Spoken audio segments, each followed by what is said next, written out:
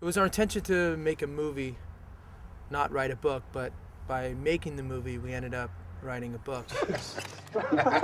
We're all having a good time, right? Sure. Right? Yeah. Right? Sure. Shut up! In January of 2006, our father passed away in jail. He'd been homeless for the last 15 years of his life, living in his truck and battling alcoholism. Hey, I never show you a picture of my boys. We made a vow to him that we were going to make Touching Home the autobiographical story. Look at them. Aren't they terrific looking kids? Once our father passed away, we started telling ourselves either you're in or you're in the way. The book is the adventure story about the making of the movie. It's not a technical manual on filmmaking. It's an adventure story.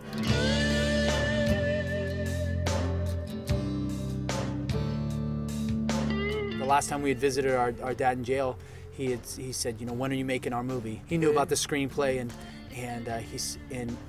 we'd always say, soon, Dad. You know, we're gonna make it soon. And we can't lose focus right now and waste energy on somebody else. I'm just going to get the guy.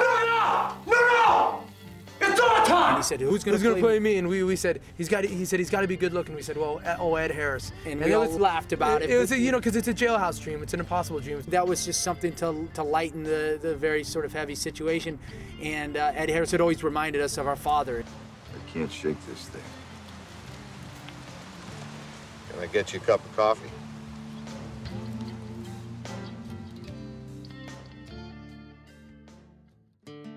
Originally, we figured we were just gonna get a video camera down at Circuit City, and we would shoot for 13 days and then return it on the 14th, and that would be that.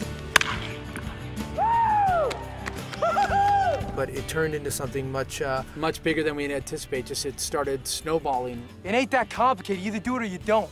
Once we completed shooting Touching Home, we would run into people on the street in the early part of 2007, and they were like, what, Ed Harris is in it? And how did this come about? I mean, how did you guys do this? And we just kept telling our story, and people kept saying, oh, wow, that's unbelievable. That's one of the most amazing stories I've ever heard. Have you guys thought about writing the book? It's a book that never should have happened, about a movie that never should have happened. About two guys just going at it with no experience. Reflecting on it and writing the book, it was comedy to us, because we had no business doing it. Yeah, we were so ignorant. It was but one miracle after the next. We were caught up in, I guess, that bliss of ignorance, and at the same time, this vow that we had made to our father that we were going to make the movie. Here it comes. Boy, looks good from here. There was a great deal of defiance and frustration, and we'd felt like we were allowing life to happen to us rather than us taking our destiny into our hands, and we had this tragedy of our father's death that we wanted to do something positive with.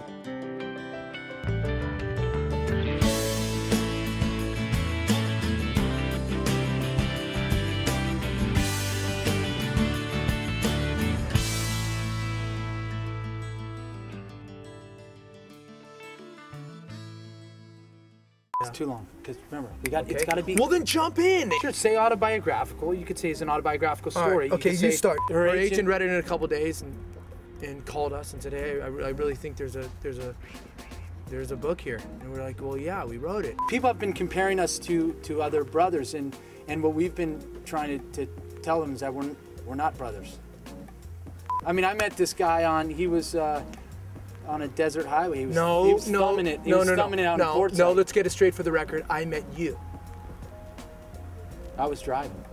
Do you even know each other? I mean, there's a friendship here, yeah. I mean, where are these questions going? I go like that to him. Do I feel it? And I didn't feel a thing just then. You know, like one of those facts that we thought you might find interesting, and maybe it's only interesting to us, and maybe there's nothing.